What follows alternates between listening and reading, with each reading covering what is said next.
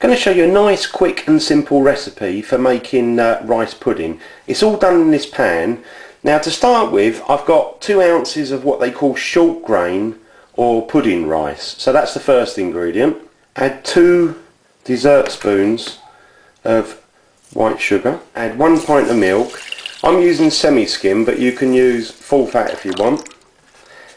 And then finally, we're just going to put half a stick of cinnamon in there. Got mine cooking on a sort of low to medium heat. You don't want to cook it too quick because otherwise it starts to stick on the bottom of the pan. So what I would say is regularly stir this, try and stir it whenever you get a chance, because what you don't want to do is have it sticking on the bottom. So we just leave that cooking and keep on stirring it. I'm cooking this rice pudding for half an hour now, and you can see that's a sort of nice thick rice pudding, just like doing any other rice pudding really. So it's quite nice and thick in the pan.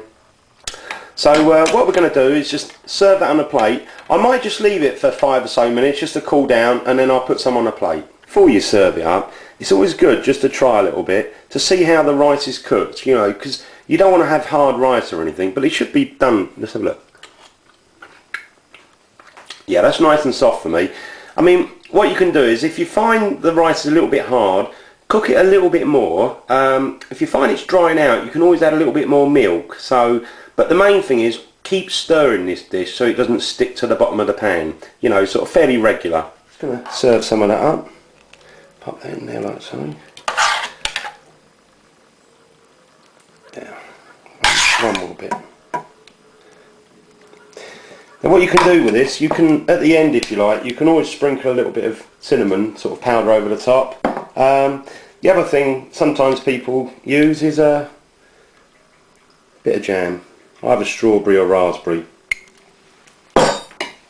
Lovely. If you are interested in cooking the more traditional way for doing rice pudding, then I've got another video that shows you how to do it in the oven. It takes a bit longer, but you can have a look at the other one if you want.